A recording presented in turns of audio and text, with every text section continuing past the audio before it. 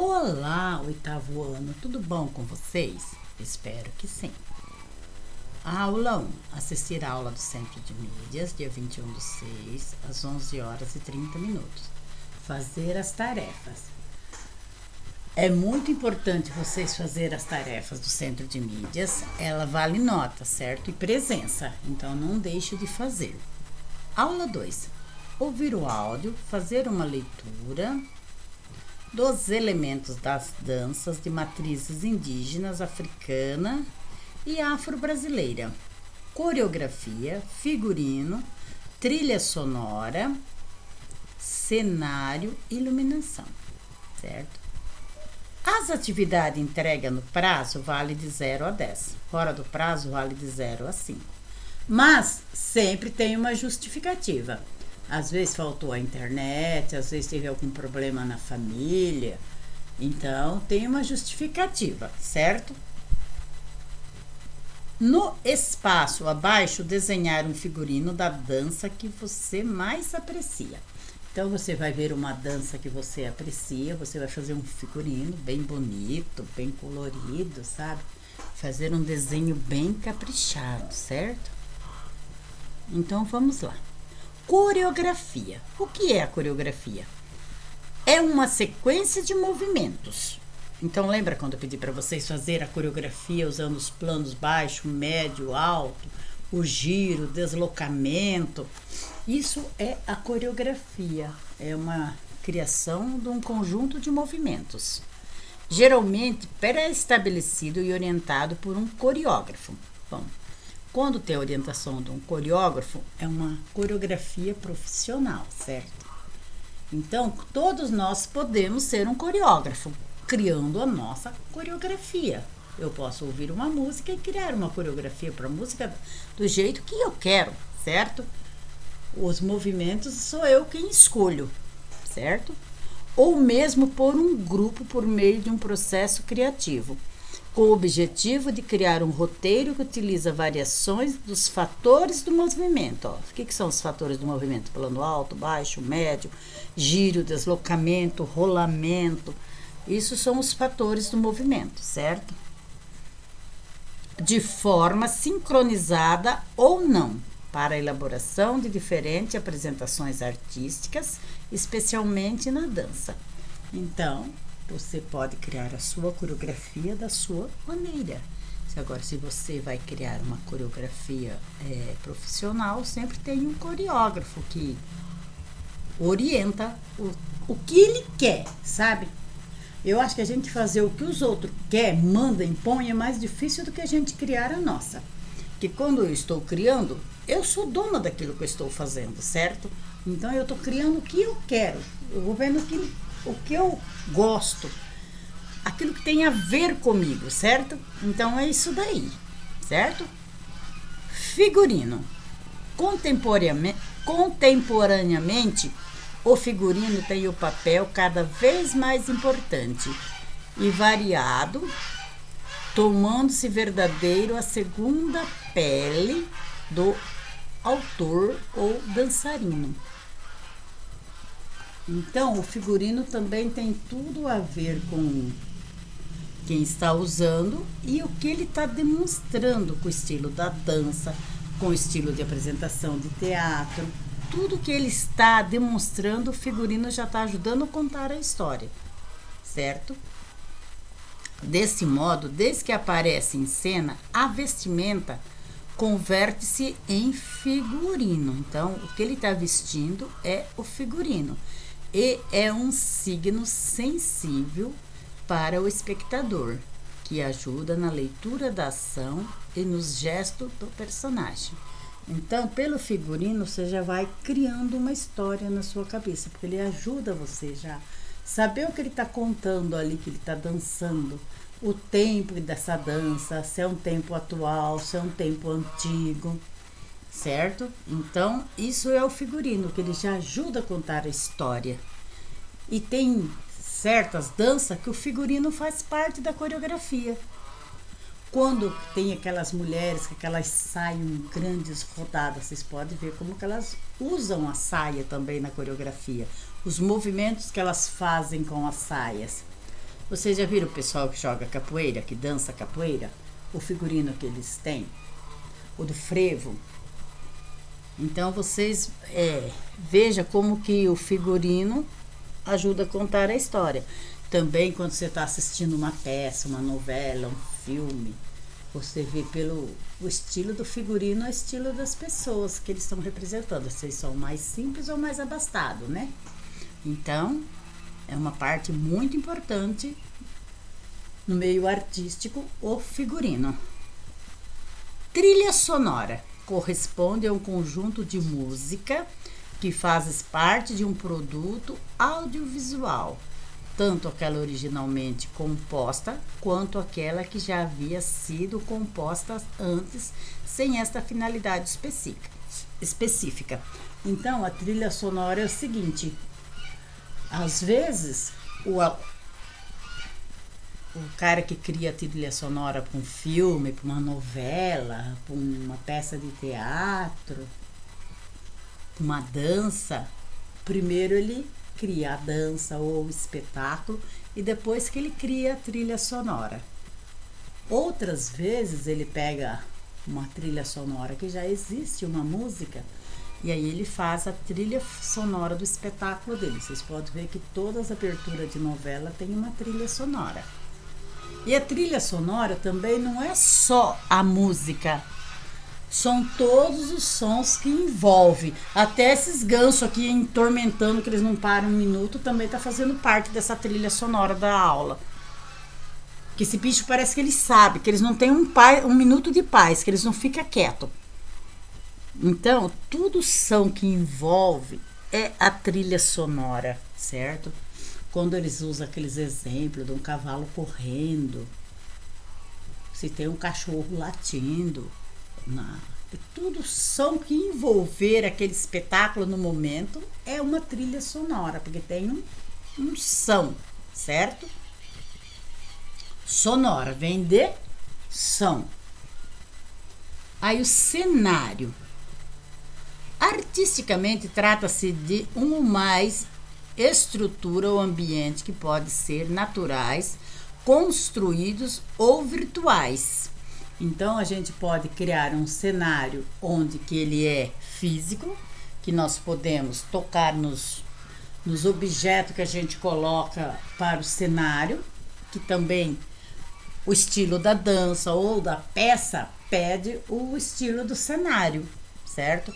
Se eu estou fazendo uma apresentação rural, eu vou remete coisas do campo. Se eu estiver fazendo uma apresentação lá da urbana, vai ter as coisas da cidade no cenário. E dependendo da história que eu estou contando, vai ter que ter alguma coisa que ajuda a contar aquilo que eu estou passando, certo? Então é tudo um conjunto ligado ao outro. O figurino, o cenário, a trilha sonora, é tudo um conjunto de coisas que tem que combinar uma com a outra. Não pode uma não dialogar com a outra, certo? Agora, um cenário virtual, eu posso montar pelo computador ou lá na internet um cenário maravilhoso, que na verdade ele não é físico, ele somente lá na mídia que ele existe, certo? Mas também tem uma grande finalidade, que se converte em signos sensíveis para o espectador e ajudam na leitura dos acontecimentos artísticos. Então, a leitura do acontecimento, ele está ajudando a contar a história. Você que está assistindo, que está fazendo a sua leitura da época, do que ele está querendo passar, da onde essa situação está acontecendo, certo? Diversos elementos fazem parte dele, como objetos, som e luz. É o que eu falei para vocês, que tudo tem que dialogar um com o outro. Ele não pode pôr um tipo de cenário com um tipo de som com uma iluminação que não combina com o cenário. Então é um conjunto que um tem que combinar com o outro, certo? Então vamos ver a iluminação. Iluminação. Infinito recurso de luz que participam e colabora com a produção de sentido do acontecimento artístico. Então, o iluminador, ele é um cara que ele tem que estudar muito a peça, para ele saber os momentos, a maneira que ele vai usar a iluminação. Quando ele vai dar ênfase para uma personagem, quando ele vai cortar aquela personagem, quando ele vai escurecer o palco que só deixa aquele, porque ele está dando ênfase. As cores que ele vai usar na iluminação, ele tem que saber o tipo da iluminação que ele está usando, da cor que ele está usando ali, certo? Então a iluminação é uma grande aliada do espetáculo, porque ele dá ênfase, ele corta a cena, certo? Então é muito importante, como é um conjunto de tudo que combina com o espetáculo para ele ficar perfeito, certo? Aí ele fala o espaço, observar a situação 1. Quando a gente viu aqueles vídeos que eu já postei para vocês, onde que as danças aconteciam, que tipo de espaço que ela acontecia lá? Era um espaço convencional ou não convencional? Então vamos lá. Espaços convencionais: palco, teatro, locais tradicionalmente utilizados para apresentações de dança. Então, isso é um palco convencional. Ele já é feito específico para fazer a apresentação. Espaços não convencionais. Espaços não convencionais. Na contemporaneidade, a dança pode acontecer em qualquer lugar, transformando qualquer espaço em espaço cênico. Essa metamorfose do espaço acontece com a presença do dançarino em ação. Então, hoje, na era que nós estamos vivendo, a contemporaneidade, você pode fazer uma apresentação de dança na rua, numa praça, na praia, aonde você quiser. Esse é o espaço não convencional. Por que não convencional? Porque ele não foi feito específico para a dança, certo? O convencional é específico para a dança. O não convencional é não específico. Vamos dar um exemplo aí da nossa escola.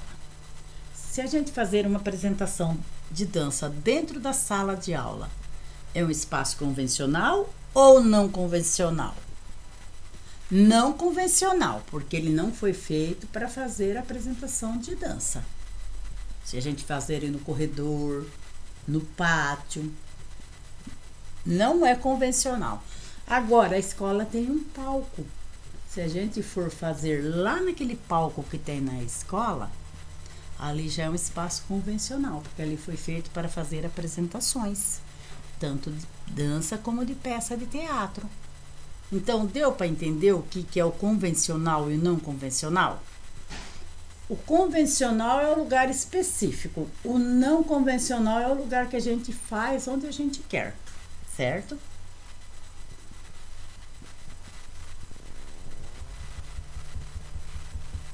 Composição cênica. São formas de expressão, representação, encenação de dança. Então, quando a gente faz uma apresentação, uma composição cênica, é a forma da expressão, da representação e da encenação de dança, onde a gente está apresentando.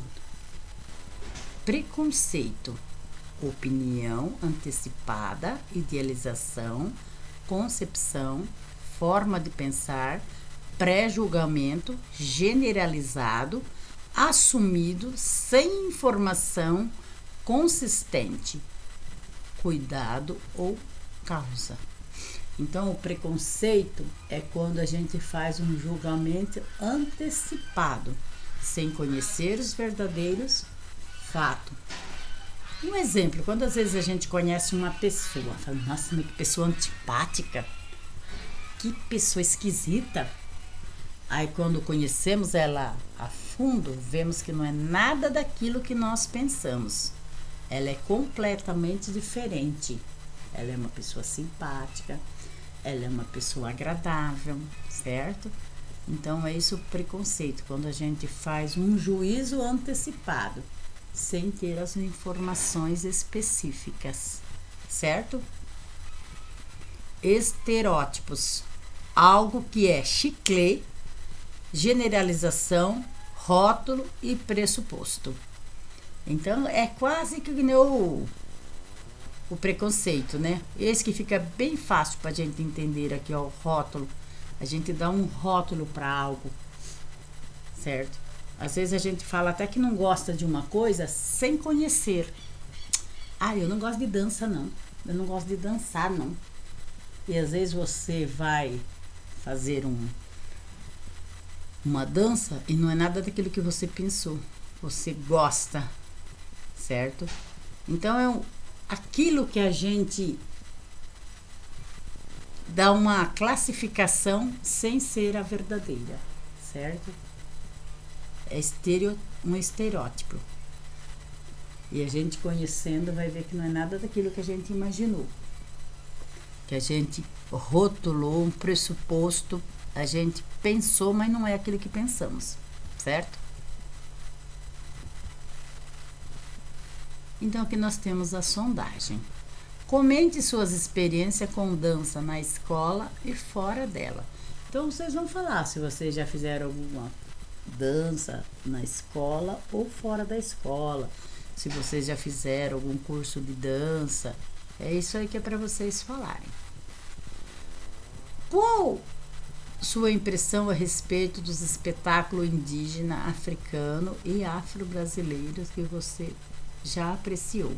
Mesmo que seja em vídeos, na televisão, no YouTube, que vocês tenham assistido alguma coisa, ou pessoalmente, porque às vezes vocês já viajaram para vários lugares e pode ter tido a oportunidade de ter assistido, certo?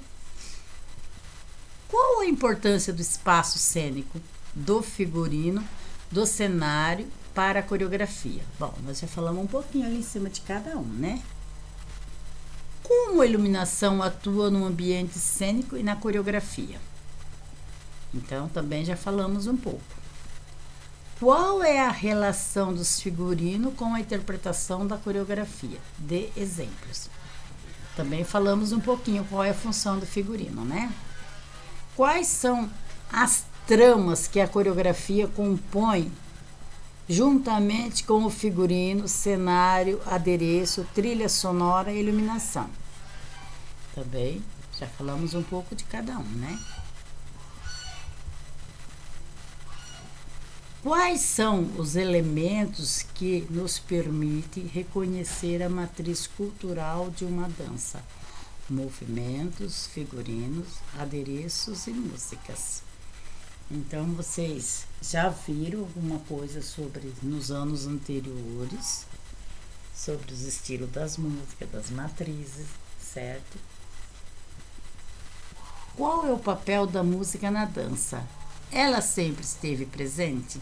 A dança sem música? Vocês acham que dá para dançar na música, sem música? Qual a importância da música na dança? O que vocês acham? Tem importância ou não? De que forma o movimento corporal e a música dialogam entre si?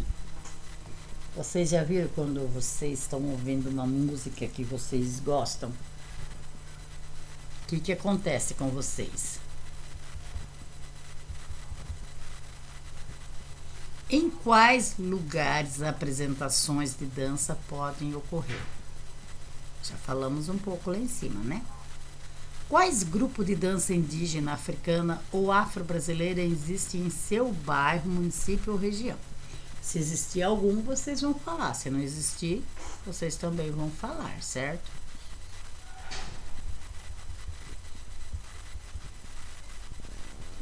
Cite exemplos que você conhece de preconceito em relação à dança. Qual dança que vocês acham que tem muito preconceito?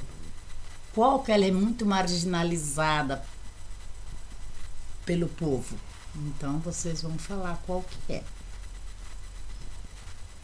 quais preconceitos em relação à linguagem da dança existe na sua escola. Então você vai falar se você já viu alguém fazer algum comentário de alguma dança, se tem preconceito em alguma dança na escola ou se todas são liberadas, certo? Então vocês vão falar. Agora aqui nós vamos fazer um desenho, ó, desenhar um figurino da dança que aprecia. Então vocês vão desenhar o figurino, certo?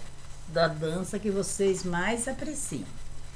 Um figurino de uma dança que vocês gostam, que vocês já assistiram, certo? Se é o figurino de balé, se é o figurino das danças juninas. Vocês vão escolher aquele que vocês quiserem desenhar. Vai ficar a critério de vocês.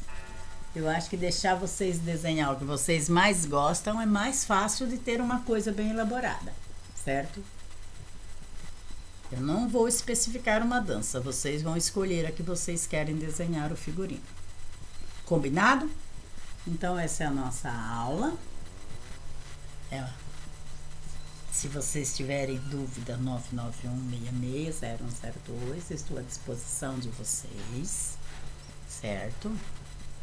E quem perdeu as atividades, vai lá no Classroom, que eu postei tudo lá. E lá favorece vocês, que vocês não gastam dados móveis de vocês, que lá é patrocinado, certo? Então é muito mais prático vocês verem pelo Classroom, que vocês não gastam os dados de vocês, do que ficar vendo via WhatsApp, sabia? E os vídeos estão no YouTube.